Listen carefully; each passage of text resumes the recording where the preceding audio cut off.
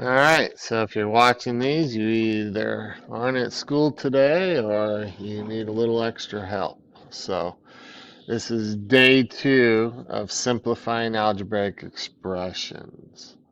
So hopefully you have your packet, open it up to notes 301. Alright, so to simplify, we gotta look for like terms. I notice this one has an x, and see how I'm including the minus sign with it. And this one has an x.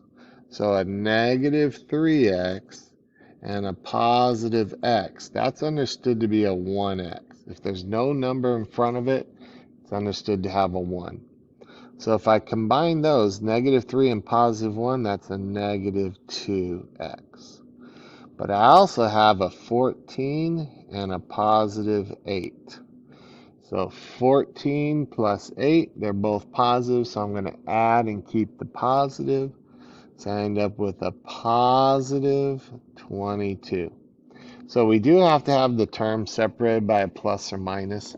Since it's a positive, I put a plus there. So your final answer is negative 2x plus 22. Okay? So the next one, any like terms. So we have this like term here and this like term here. So we're going to combine those.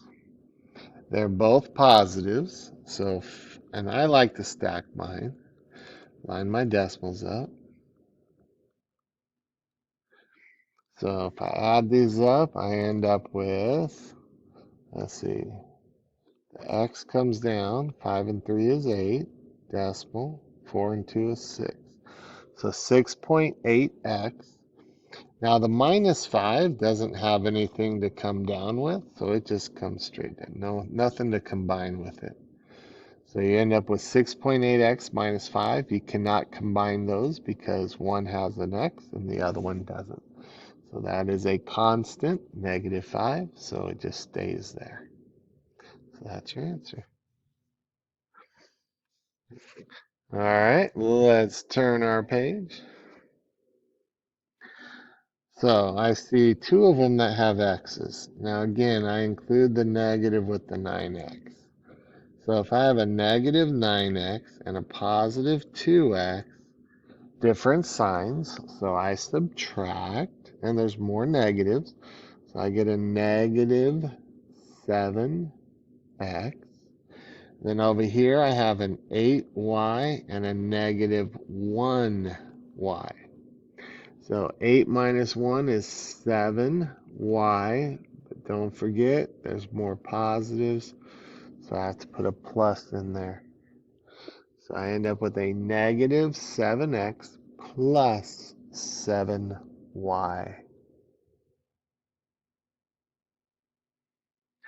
Okay, the next one, we have some fractions, and they have like terms. So we have to combine those two right there. They're both positive, so that's good. We're going to be adding. So let's look at this. If I have 4/5,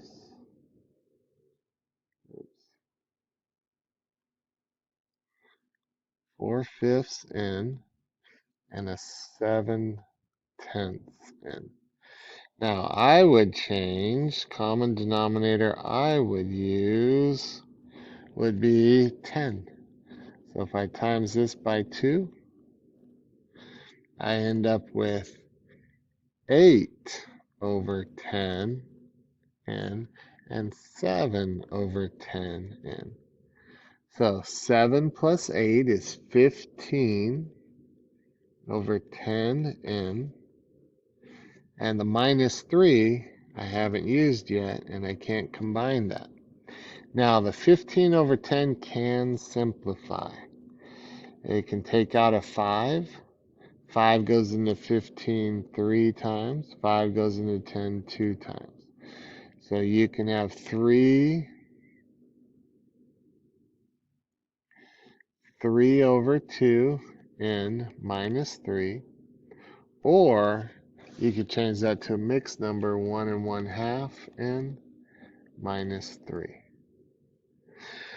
So either one of those would work. Oh, still didn't have any distributive property. I guess we'll do that later. All right, so let's turn the page. See if you can combine your like terms. You can pause the video. All right, so hopefully you did this. Here's an x, and this one right here is with the x. So negative 7x and a 2x. That's going to be a negative 5x. And then the y's, we have a 3y and a minus y. Remember, that's understood to be a 1. So 3 minus 1, that's a positive 2y. So we get negative 5x plus 2y. All right, then below that, there's an example from the book. So they're combining their like terms. They change it to addition, remember? So instead of circling it like this and saying that's a minus 1/2 y or negative 1/2 y, they change it to addition. If you circle it, you know what you're using. It's a little quicker. Then you combine your like terms, and they end up with 1/4 y plus 6. And then if we turn the page again, now again, they do the distributive property where they factor out the y's and the z. I just combine them with the letters. So they get the same thing we would get. And then there's one more. This one has some popcorn. It says each person in a group buys the evening ticket, a medium drink, and a large popcorn.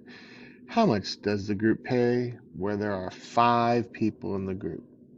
So basically, you're going to take number of tickets, $7.50 a ticket, plus the number of medium drinks, let's see, times cost per medium drink, and then the number of large popcorns times the cost for large popcorns.